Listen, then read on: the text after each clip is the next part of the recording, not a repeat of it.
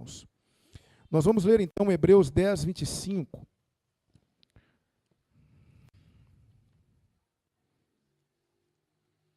Carta aos Hebreus, capítulo 10, versículo 25. Nós vamos iniciar hoje uma série de mensagens intitulada Mensagens que Edificam.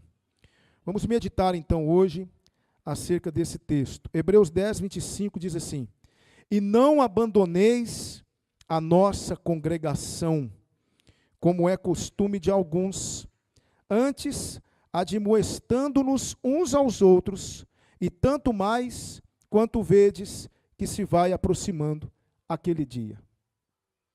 Meus irmãos, o tema da nossa reflexão hoje, nós estaremos meditando nesta manhã é Cristo sim, igreja não. Cristo sim, igreja não.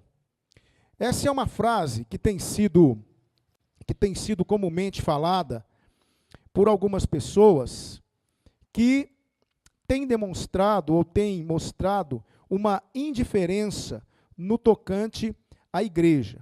Muitas pessoas hoje já fazem parte de um grupo de pessoas que o IBGE já identificou no último censo, em 2010, e é um número muito crescente de pessoas que dizem não pertencer a nenhuma confissão religiosa.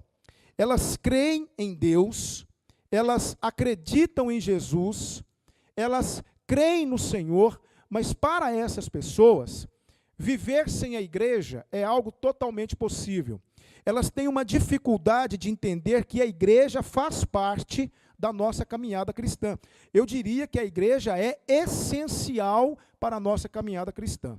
Esse grupo foi nomenclaturado, recebeu a nomenclatura de desigrejados ou evangélicos não praticantes. Você sempre ouviu falar de católicos não praticantes, mas agora existe um grupo chamado de evangélicos não praticantes. São aqueles evangélicos que defendem a fé evangélica, mas não são membros, não se filiam e não querem criar laços com a igreja de Jesus Cristo. E essas pessoas, elas têm inclusive sites, páginas no Facebook, para defenderem as suas ideias. Existem grupos organizados, interessante isso. É um contrassenso, mas tem. É a igreja dos desigrejados, não é? É um grupo de pessoas que se organizaram para confrontar a ideia da necessidade de uma igreja na vida do cristão. Esse povo existe. E vou dizer mais uma coisa para vocês. Vocês podem se encontrar com alguns deles por aí. No trabalho, na escola, alguém que vai dizer para você ou defender as ideias desse povo. As ideias dessas pessoas que, por alguma razão, se tornaram opositoras da igreja. Então eu quero mostrar para você, por A mais B, que esta ideia não procede da palavra de Deus, que a igreja, embora não sendo perfeita, ela continua e continuará sendo importantíssimo na minha vida. Eu quero que nós tenhamos hoje alguns elementos, alguns argumentos, para mostrarmos com carinho a essas pessoas que infelizmente estão equivocadas, dando ouvido ao diabo e se opondo ao evangelho. Meus irmãos, como se não bastasse nós lutarmos contra o pecado, lutarmos contra as hostes espirituais da maldade, termos que enfrentar esse mundo tenebroso, pregarmos o evangelho, como se não bastasse isso, agora nós estamos às voltas também com essas pessoas que vêm dizer, não é, além dos prosélitos, que são aquelas pessoas que vão até as igrejas para retirarem os membros das igrejas e levarem para as suas igrejas. Eu acho isso algo tremendamente desrespeitoso. Eu tenho por hábito nunca ir nas igrejas de ninguém, convidar ninguém para vir para a minha igreja, pelo contrário, eu já aconselhei crentes de outras igrejas a ficarem nas suas igrejas e ajudarem, porque estavam passando por um momento difícil. Mas quando alguém vem até a minha igreja, eu estou de coração aberto, a igreja está de portas abertas, Mas existem pessoas que vêm na porta da sua igreja, eu conheço confissões religiosas assim, eles se assentam entre os membros e quando o culto acaba, eles vão lá fora distribuir a literatura e dizendo que nós estamos equivocados, errados e que nós precisamos visitar a igreja deles porque eles vão nos revelar toda a verdade. Além desses, nós temos que lidar também com os desigrejados, que estão aí dizendo, não preciso da igreja, não preciso da igreja. Igreja não é o que estão dizendo ser. Eu não necessito da igreja, eu posso servir a Deus em casa, eu posso servir a Deus sozinho. Essa é a bandeira desse movimento. Mas eu quero mostrar para você que não. A igreja é a minha família. A igreja é o povo do Senhor. Mas o que é que está acontecendo aqui em Hebreus? Por que é que o escritor aos Hebreus, ele escreve essa carta e ele vai dizer esse texto aqui, versículo 25? Porque os hebreus estavam abandonando a fé cristã. Devido às perseguições, devido às pressões, eles estavam abandonando a fé cristã e retornando alguns para o judaísmo, não é? Estavam simplesmente abdicando da fé em Cristo. Então ele vai dizer, não abandone a congregação. E hoje, o que as pessoas estão fazendo? Elas estão abandonando as igrejas, estão indo para suas casas e estão lutando contra a igreja, estão trabalhando para que a igreja não cresça. Há pessoas que não querem ver a igreja crescer, não querem ver a igreja desenvolver, há pessoas que querem a morte da igreja e há pessoas que estão, infelizmente, iludindo muitos, estão conseguindo persuadir muitos, porque algumas coisas estão acontecendo. Veja só, eu fiz algumas pesquisas e eu procurei entender o porquê que as pessoas abandonam a igreja, não é? Muitos abandonam a igreja numa migração religiosa. O que é isso? O fiel desiludido com a igreja tem tentado encontrar um sentido para a vida em outras manifestações de fé.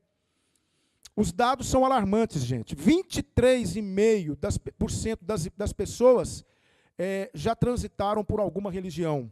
27% trocam de crença entre os 46 e 50 anos.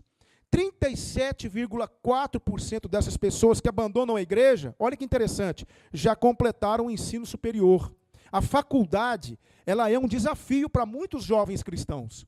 Eu tenho tido conversas com alguns jovens e eles dizem que, muitos deles dizem que sofrem oposição mesmo na faculdade. Ontem nós vimos um filme aqui, não é? De um professor de biologia que estava confrontando a fé de uma menina. Então, muitos que já completaram o curso superior já abandonaram a igreja, 37,4%. 58,9% dessas pessoas que abandonaram a igreja já foram católicas. Foram para a igreja evangélica e elas, então, saíram da igreja. Tem algumas razões para isso. Por exemplo, algumas dizem o seguinte: eu saí da igreja porque eu me decepcionei com o sistema eclesiástico. Me decepcionei com a proposta da igreja. A forma como a igreja lida, a forma como a igreja ela trata as questões espirituais, eu me decepcionei, vi que tudo é mercantilismo, é comércio, é negócio, e eu então me afastei da igreja. Eu fiquei sabendo a história de um casal que foi procurar um determinado líder, um determinado pastor de uma igreja, e eles chegaram perto do pastor e disseram assim: pastor, nós estamos encucados com o negócio. E o pastor disse: pois não, irmão, pode falar. E eles disseram assim: pastor, nós não estamos entendendo como que é feita a administração do dinheiro na igreja. Nós vemos os irmãos depositarem os dízimos, as ofertas, mas nós não sabemos, não há uma prestação de contas, não há um relatório, não há nada. Para onde esse dinheiro vai? Como é que a igreja administra isso? E o pastor então disse: meus irmãos, os irmãos têm que confiar no seu líder. Eu sei o que eu estou fazendo com o dinheiro da igreja. Não, pastor, mas isso não está certo. A igreja precisa saber como é que o dinheiro tem sido destinado. E pastor, eu e minha esposa, minha família, nós decidimos sair da igreja. Nós vamos sair da igreja, nós estamos decepcionados. Aí aquele líder disse assim: vocês vão sair da igreja? Eles disseram: vamos. Vão mesmo? Vamos. Aí ele fez assim. E aí ele disse assim: a partir de agora, eu estou retirando o Espírito Santo de vocês. Agora é com vocês. Vocês agora estão desguarnecidos.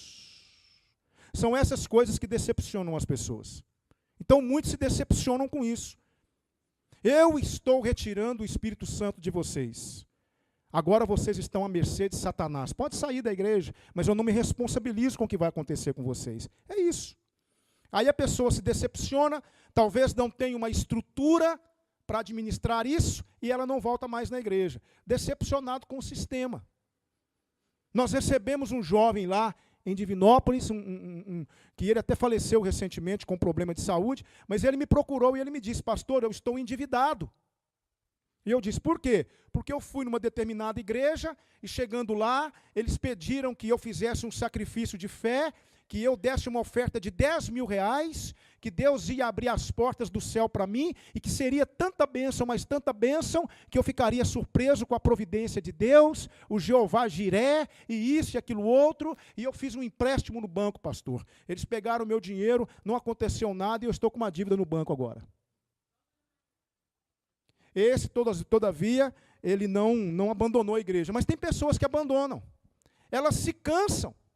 Elas ficam decepcionadas com o sistema eclesiástico. Irmãos, a igreja, ela precisa ser o mais simples possível.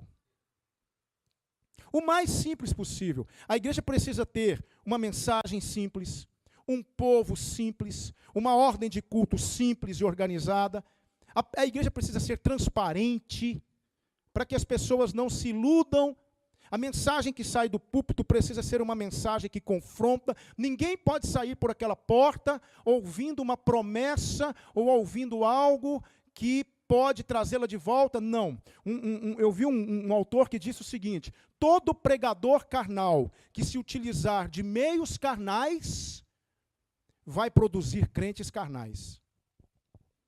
Nós precisamos pregar a palavra de Deus, sermos simples. Irmãos, a PIB de Pará de Minas é uma igreja muito simples. São pessoas simples, trabalhadoras, pessoas que ganham o pão com o suor do rosto, não é? Pessoas que estão lá no dia a dia, na lide mesmo. Pessoas simples, aqui todo mundo é simples, todo mundo é amigo de todo mundo, nós somos irmãos em Cristo. É assim que precisamos ser, nós não temos o que esconder. Eu falei para vocês, dê esse boletim para alguém, não há nada para esconder aqui. As pessoas vão conhecer a igreja, não há nada. Nós não temos nada para esconder. E quero dizer mais uma coisa para vocês. A cada 2 meses, nós temos uma assembleia para prestar contas.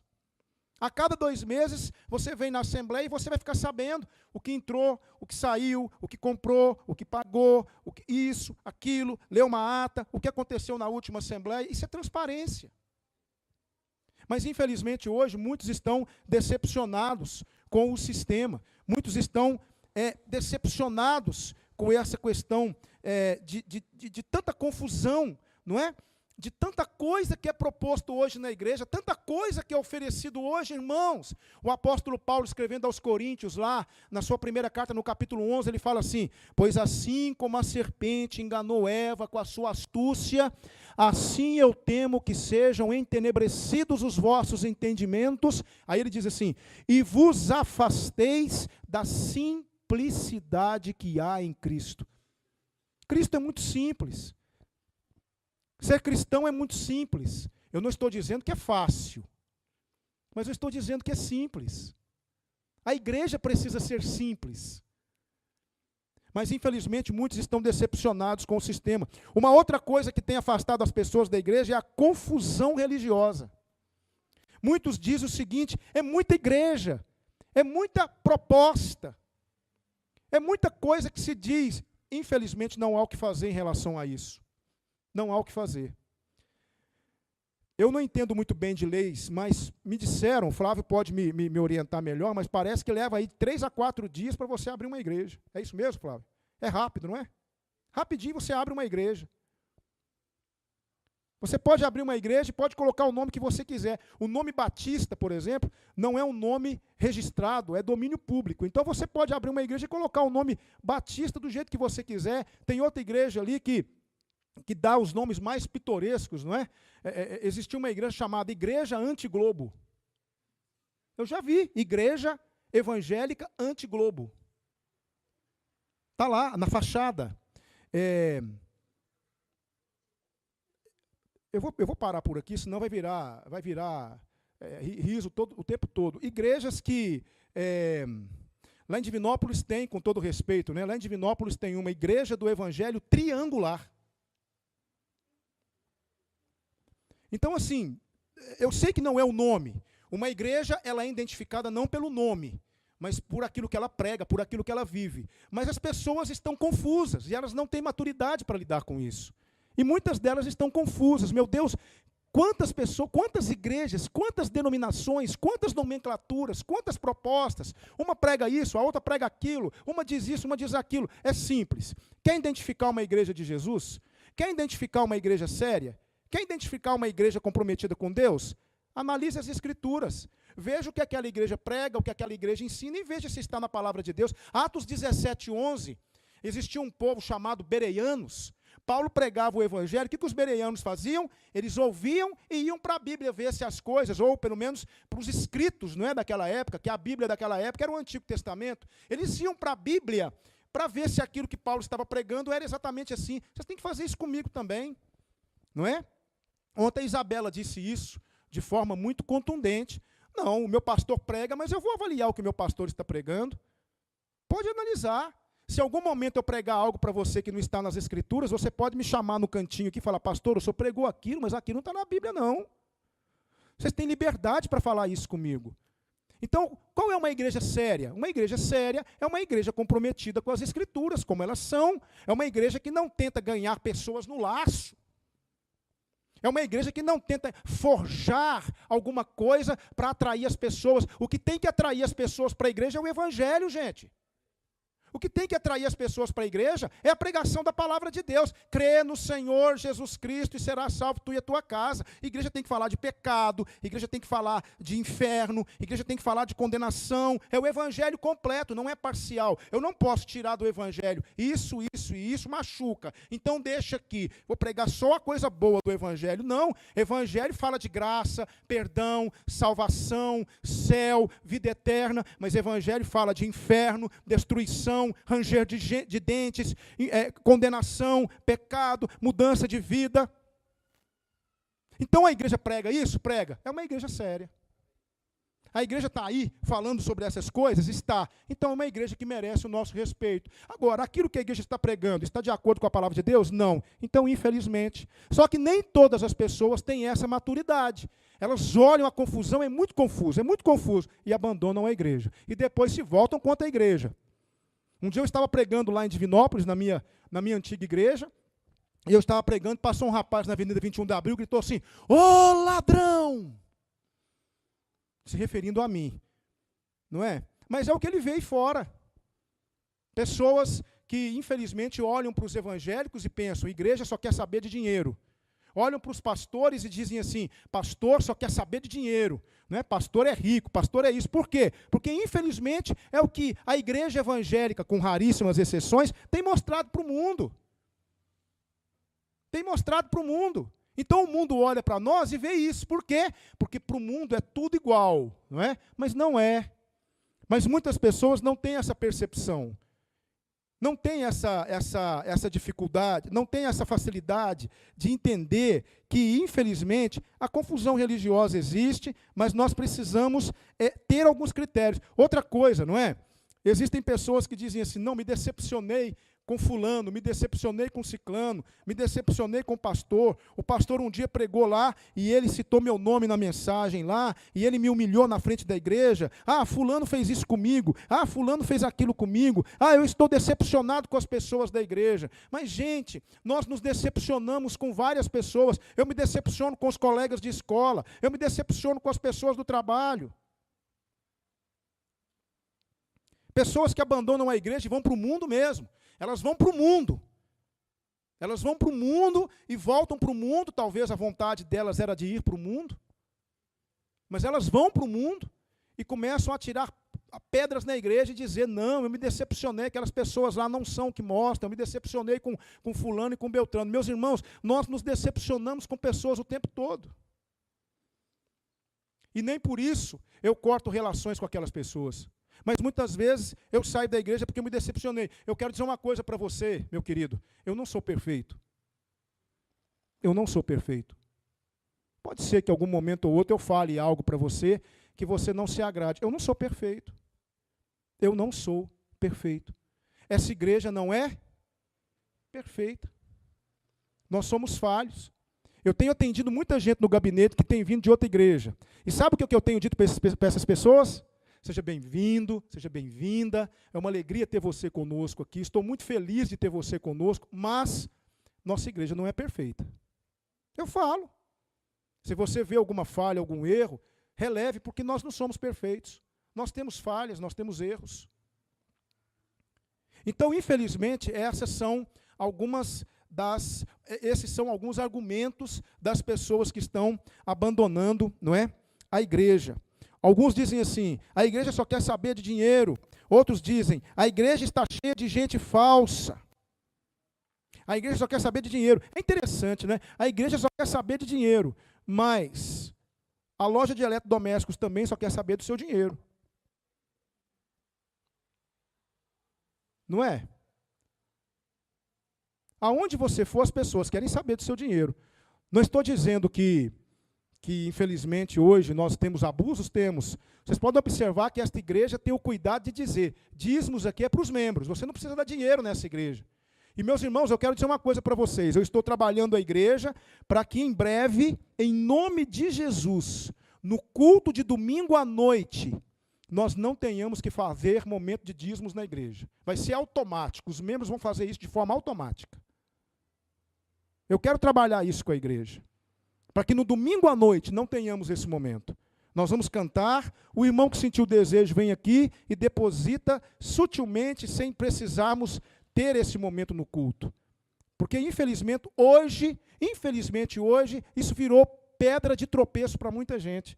Então essa igreja não vai ser pedra de tropeço para ninguém, essa igreja vai ser bênção para as pessoas. Então eu tenho trabalhado para que nós no domingo à noite não tenhamos mais esse momento. Seja Cristo do início ao fim, sem falar de dinheiro. Mas quando falamos, eu repito, essa igreja não precisa do seu dinheiro. Se você quer ofertar, é um desejo seu, mas venha os membros da igreja e devolvam ao Senhor o que é dele. Nós temos tido esse cuidado, vocês têm ouvido isso direto.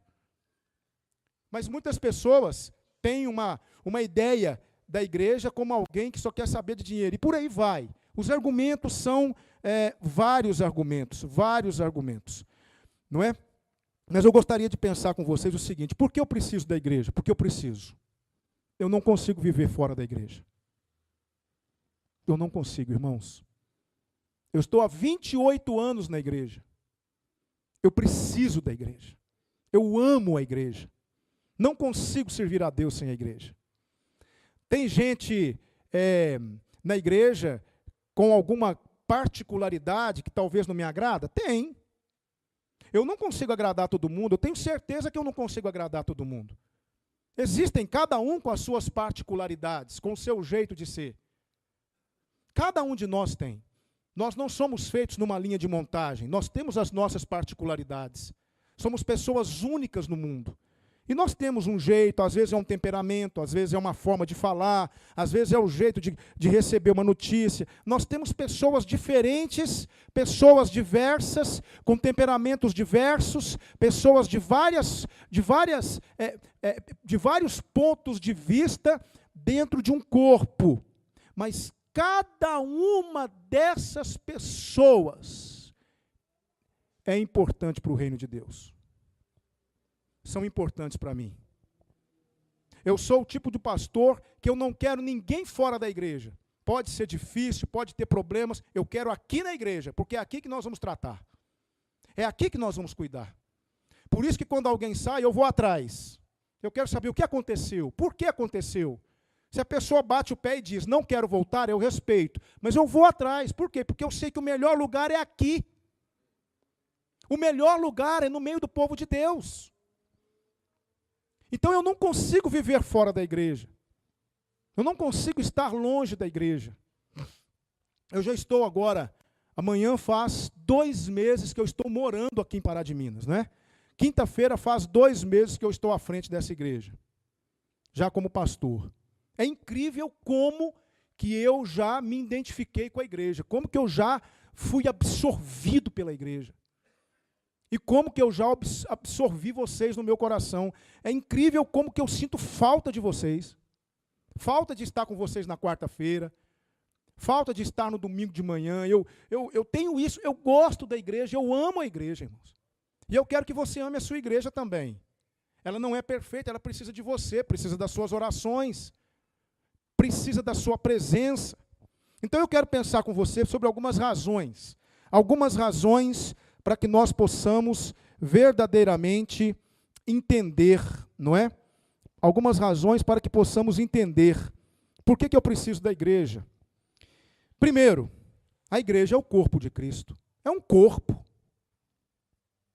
Alguém aqui pode levantar a mão para mim e dizer assim, eu não sei para que Deus me deu isso aqui. Eu não preciso disso aqui, não.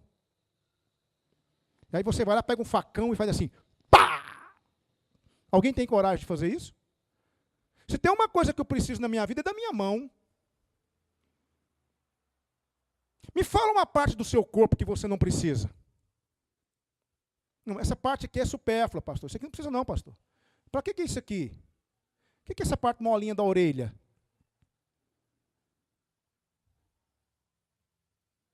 Eu tenho 14 anos de casado. Minha esposa sempre está assim. Pergunta para ela se tirar essa parte, se ela vai gostar. Né, meu amor? Ela ficou vermelha de vergonha. Mas aqui, irmãos, toda parte do nosso corpo é importante. Me fala uma que não é. O corpo é um. Eu posso sentir uma dor na ponta do meu dedinho do pé. Isso vai refletir no corpo inteiro. A igreja é o corpo de Cristo. E nós somos membros uns dos outros. A igreja é o corpo. E quem é o cabeça desse corpo? É Jesus. Aí eu quero perguntar para vocês. Tem como ter comunhão com o corpo? Tem como ter comunhão com a cabeça sem ter comunhão com o corpo? Existe isso? Não, eu quero só a cabeça. Eu quero me relacionar só com a cabeça, o corpo não. O meu corpo fala assim, a partir de agora nós não precisamos mais, a cabeça diz assim, eu não preciso do corpo, o corpo fala, eu não preciso da cabeça. Não, um completa o outro, um precisa do outro. Então no meu corpo tem vários membros, eu preciso do quê? Da minha cabeça. Porque é a cabeça que comanda tudo. Então o corpo de Cristo, a igreja é o corpo de Cristo, então eu sou membro desse corpo.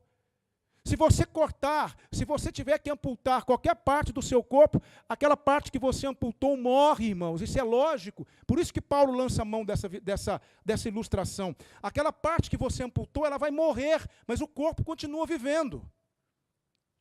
Eu digo para vocês com toda a minha convicção, se você deixar a igreja, você tem uma grande probabilidade de morrer, mas a igreja continua viva. A igreja é o corpo de Cristo, não é? Veja só Efésios 5:23, por favor. Efésios 5:23. Paulo vai escrever aos Efésios, capítulo 5, versículo 23. Ele vai dizer assim, Efésios 5:23. Porque o marido é a cabeça da mulher, como também Cristo é a cabeça da igreja, sendo ele próprio o salvador do corpo. Gente, espera lá. O que a palavra de Deus diz? Que Cristo é o salvador do corpo. Interessante. Então, se eu saio do corpo, como é que fica a minha situação? Se Cristo salva o corpo, o texto não está dizendo que Cristo salva o membro, Cristo salva o corpo. Então, se eu não quero saber do corpo, como é que eu fico diante de Jesus? Como fica a minha vida diante de Jesus? Colossenses 1:24, por favor. Colossenses 1:24 diz assim: agora me regozijo no meio dos meus sofrimentos por vós, e cumpro na minha carne o que resta das aflições de Cristo, por amor do seu corpo, que é a igreja. A igreja é o corpo de Cristo. Lucas 10:16, veja só. Lucas, Evangelho de... Gente, isso aqui é muito profundo. É o próprio Jesus que está dizendo, irmãos. Lucas 10:16 diz assim: quem vos ouve, a mim me ouve. E quem vos rejeita, a mim me rejeita. E quem a mim me rejeita, rejeita aquele que me enviou. Para quem Jesus está falando? para o embrião da igreja, que eram os apóstolos, aqueles que dariam início à igreja. Ali já estava a igreja pré-concebida. Então Jesus está dizendo o seguinte: quem ouve vocês, a mim me ouve, mas quem rejeita vocês, a mim me rejeita. Quando Paulo se encontra com Jesus no caminho de Damasco, Jesus fala assim: Saulo, Saulo, por quê? Por que persegues a minha igreja, Saulo? É isso que Jesus fala? Porque me persegue. Por quê? Quem persegue a igreja, persegue a Jesus. Quem fala mal da igreja, está falando mal de Jesus. Quem odeia a igreja, está odiando a Jesus. E quem rejeita a igreja? Está rejeitando a Jesus. Esse povo não entende isso. Não, eu não quero a igreja. Então, reavalie a sua fé. Reavalie o seu relacionamento com Deus, você está em perigo. Porque nós precisamos da igreja. A igreja é o corpo de Cristo. Se Cristo é a cabeça do corpo, como ter comunhão com esse corpo? Como ter comunhão com a cabeça, sem ter comunhão com o corpo de Jesus? Um jovem chegou perto do pastor e falou assim: eu vou provar para o senhor que eu consigo viver sem a igreja. E o pastor disse: não consegue. Consigo. Não consegue. Você não consegue. Consigo, pastor. Eu vou te provar que consigo. Na primeira semana, ele levantou todos os dias, leu a Bíblia, orou ao Senhor, cantou um hino e saiu feliz para o trabalho. Na terça-feira, orou ao Senhor, leu a Bíblia, cantou um hino, saiu feliz para o trabalho. Fez isso por 15 dias. Quando chegou na terceira semana, ele levantou, orou e leu a Bíblia. Orou e leu a Bíblia. No outro mês, ele levantava, só orava. Pouco tempo depois, ele não estava fazendo mais nada. Quando eu estou na igreja, irmãos, aqui ó, aonde que você vai ter isso? Um corpo diaconal, mais pastores orando por vocês durante o mês inteiro. Nós temos 5 famílias agora que são alvos das nossas orações. Você chega na igreja e fala: meus irmãos, orem por mim, eu estou passando por isso, por isso e por isso. E a igreja inteira está de joelho por você, orando por você. Você tem irmãos do seu lado enfrentando lutas terríveis. E aí você chega perto desse irmão e fala: meu irmão, eu estou passando por isso. E o irmão fala: meu irmão, passei por isso, venci, você vai vencer também. Meus irmãos, como é bom viver em igreja. Como é bom. Como é maravilhoso fazer parte da igreja de Jesus. Então, primeira coisa, primeira razão por que eu preciso da igreja. Eu preciso da igreja porque a igreja é o corpo de Cristo. Segundo, eu preciso da igreja porque a igreja é projeto de Deus. Salmos 22, 31, irmãos. Já estou caminhando para o final. Salmos 22, 31. Salmos 22, versículo 31. A palavra de Deus diz assim, 31. Chegarão e anunciarão a justiça dele. Olha só, gente. A um povo que há de nascer, contarão o que ele fez. Do que o Salmo está falando aqui, Lucas? Da igreja. Um povo que ainda vai nascer. É maravilhoso isso, irmãos. Romanos 9, 25. Romanos 9, 25, por gentileza. Romanos 9, 25 diz assim: como diz ele também em Oséias: chamarei meu povo ao que não era meu povo, e amada a que não era amada. De quem Oséias está falando, gente? Da igreja, que é um projeto de Deus. Será que Deus fez algo para fracassar? A Bíblia diz que viu Deus tudo quanto tinha feito, e eis que era muito bom. A igreja é um projeto de Deus. Deus não fez algo para ser rejeitado, rejeita quem quer.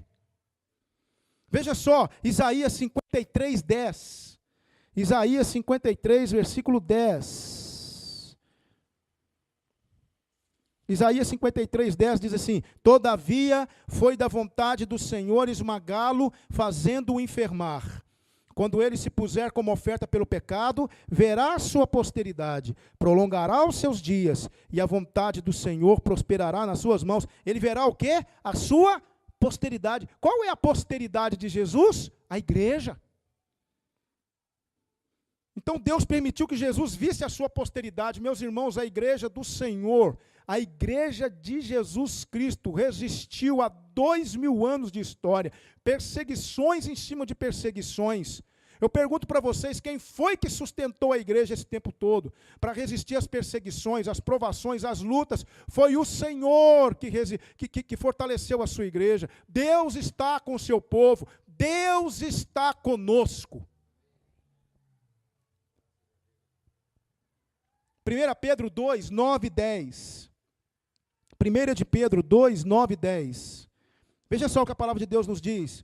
Mas vós sois, vós quem? A igreja, a geração eleita, o sacerdócio real, a nação santa, o povo adquirido, para que anuncieis as grandezas daquele que vos chamou das trevas para a sua maravilhosa luz. Vós que outrora nem erais povo, mas agora sois povo de Deus. Vós que não tinhas alcançado misericórdia, e agora a tendes alcançado. É isso que nós somos, sacerdócio real. Nós não precisamos mais da intervenção de um sacerdote. Pastor não é sacerdote. Pastor é um servo, é o servo da igreja. Cada membro da igreja é um sacerdote. Porque vocês podem ajoelhar e falar com Deus a hora que vocês quiserem, em nome de Jesus Cristo. E Deus vai ouvir a oração de vocês. Por isso que nós somos sacerdócio real. Não tem mais intervenção de sacerdote na igreja. Então a igreja, ela é o projeto de Deus, não é? Atos 2:47 diz assim, ó, Atos 2:47, e todos os dias acrescentava o Senhor à igreja aqueles que iam sendo salvos. Cida, lugar de salvo é onde? Na igreja. Por quê? Porque Deus pega o salvo e leva para onde? Para a igreja. Lugar de salvo é na igreja. Não, eu creio em Jesus, Ele é meu Salvador, mas a igreja para mim está difícil. Então reveja a sua fé, é só isso que eu vou dizer, reveja, porque tem algo errado. E a palavra de Deus não mente, seja Deus verdadeiro e o homem sempre mentiroso. Romanos capítulo 3, versículo 4. O homem é mentiroso, o Deus não. E Deus não faz nada para ser rejeitado e fica por isso mesmo. Você rejeita porque quer. A igreja é o corpo de Cristo, é um projeto de Deus. E agora eu encerro. Por que eu preciso da igreja? A igreja é a minha família espiritual. João 3, 1 de João 3, primeira carta de João 3, 1 e 2. Primeira carta de João, capítulo 3, versículos 1 e 2. Veja só, vede que grande amor nos tem concedido o Pai, que fôssemos chamados filhos de Deus. E nós o somos. Por isso o mundo não nos conhece, porque não conhece a Ele. Amados, agora somos filhos de Deus, e ainda não é manifesto o que havemos de ser, mas sabemos que quando Ele se manifestar, seremos semelhantes a Ele, porque assim como Ele é, o veremos. O que nós somos de Deus? Filhos. E se nós somos filhos de Deus, nós somos o quê? Irmãos. Então nós temos um pai e temos irmãos, então nós temos uma família. Vocês são a minha família espiritual, e eu faço parte dessa família. Então, isso é motivo de sobra para me amar a igreja de Jesus, é a minha família espiritual. 1 Tessalonicenses 1, versículo 1 e 4, 1 a 4. Primeira carta de Paulo aos Tessalonicenses, capítulo 1, versículos 1 a 4. Paulo, Silvano e Timóteo, à igreja dos Tessalonicenses, em Deus Pai e no Senhor Jesus Cristo, graça e paz vos sejam dadas. Sempre damos graças a Deus por vós todos, fazendo menção de vós em nossas orações, lembrando-nos sem cessar da vossa obra da fé, do vosso trabalho de amor e da vossa firmeza de esperança em nosso Senhor Jesus Cristo. E Paulo diz assim, diante de nosso Deus e Pai, conhecendo, irmãos, amados de Deus, a vossa eleição. Paulo chama os Tessalonicenses de irmãos, ele diz, nosso Deus e Pai. Paulo considerava os Tessalonicenses como parte da sua família. A igreja é a minha família espiritual. Na igreja eu encontro ajuda mútua, Gálatas 6:2, levai as cargas uns dos outros, e assim não cumprireis a lei de Cristo. Oração, Tiago 5,16, a oração de um justo pode muito em seus efeitos. Quando eu peço a Joelma, Joelma, ore por mim, eu sei que ela está orando por mim, e sei que Deus está ouvindo a oração dela. Quando eu falo, Itamar, ore por mim, por favor, eu sei que tem alguém orando por mim. Eu quero pedir todo mundo agora, todos vocês, orem por mim, gente. Coloquem o seu pastor diante de Deus em orações. Se vocês querem ver o seu pastor de pé, estejam de joelhos por ele. Orem pela minha família, pela minha esposa, pelas minhas filhas. Orem por nós. Eu creio que Deus ouve as orações do povo de Deus. Quero fazer uma brincadeira aqui para encerrar. Imagina se eu pudesse trocar 10 razões por que não vou à igreja. 10 razões por que não vou à igreja. Por 10 razões por que não tomo banho. É a mesma coisa. 10 razões por que não vou à igreja. Vamos lá. Por 10 razões por que não gosto de tomar banho. Tá bom? Tá joia, gente? Pegaram aqui o raciocínio. Então vamos lá. Fui forçado a ir à igreja quando criança. Então, eu não tomo banho porque fui forçado a tomar banho quando era criança. Procede. Pessoas que vão à igreja são hipócritas, elas se acham melhores que as outras. Eu não tomo banho porque pessoas que se banham são hipócritas. Elas se acham mais limpas que as outras. Vamos lá. Há muitos tipos de igreja. Nunca decidirei em qual devo ir. É uma razão. Aí eu falo assim, então tá bom. Há muitos tipos de sabonete. Eu não tomo banho porque eu não decido qual que eu vou usar. Não sei qual sabonete usar, então não vou tomar banho. Não é? Eu costumava ir à igreja, mas se tornou uma coisa chata. Eu costumava tomar banho, mas se tornou uma coisa chata. Vamos lá. Nenhum dos meus amigos vai à igreja. Então por que eu não tomo banho? Porque nenhum dos meus amigos toma.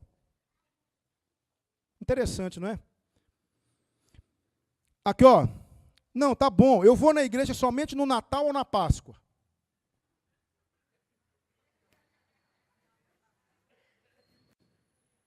Não te abraço, viu? Eu vou na igreja quando eu ficar mais velho. Eu vou na igreja quando eu ficar mais velho. Aí ficou difícil, né, Cida? Quando eu ficar mais velho, eu tomo banho. Ixi. Ixi. Aqui, ó. Por que eu não vou à igreja? Porque a igreja é muito fria. Por que eu não tomo banho? Porque a água é muito fria. Agora a última, né, para encerrar. As igrejas estão somente atrás do meu dinheiro. Eu não tomo banho porque os fabricantes de sabonete só querem meu dinheiro. É uma brincadeira, não é? Mas não deixa de ser verdade, não é? Meus irmãos, não há como ter um relacionamento com Deus sem a igreja. Não há como desenvolver a fé sem a igreja. Não há como viver para Deus excluindo a igreja. Jesus Cristo ama a igreja. Ela é a noiva do Cordeiro. Efésios 5:25 diz assim: vós, maridos, amai vossas mulheres, como Cristo amou a igreja e a si mesmo se entregou por ela. Quando você olha para a igreja, você vai olhar para alguém que Cristo ama demais. É a noiva do Cordeiro. E eu tenho certeza que se você que está noivo aqui, alguém falar mal da sua noiva, alguém perseguir a sua noiva, você vai ficar muito bravo. Porque ela é a sua noiva, você a ama, ela será a sua esposa. Nós somos a noiva do Cordeiro, que Deus nos abençoe. Cristo sim, igreja não. Eu quero que você tenha no seu coração, Cristo sim, igreja sim. Porque eu preciso da igreja. Eu preciso de vocês. Eu não consigo viver sem vocês. No contexto espiritual, não. Preciso de vocês. Vocês são muito importantes para mim. Pense isso da sua igreja. Tem alguma dificuldade na igreja? Ajude sua igreja. Tem alguma dificuldade com algum irmão? Converse com esse irmão. Coloque as coisas em ordem. Mas não despreze sua igreja. Nós precisamos de você. Vou dizer uma coisa para vocês. Deus não precisa de nós, mas nós precisamos uns dos outros. Que o Senhor nos abençoe nessa manhã e possa realmente fazer essa palavra penetrar no profundo do seu coração para reforçar ainda mais as suas convicções. Amém?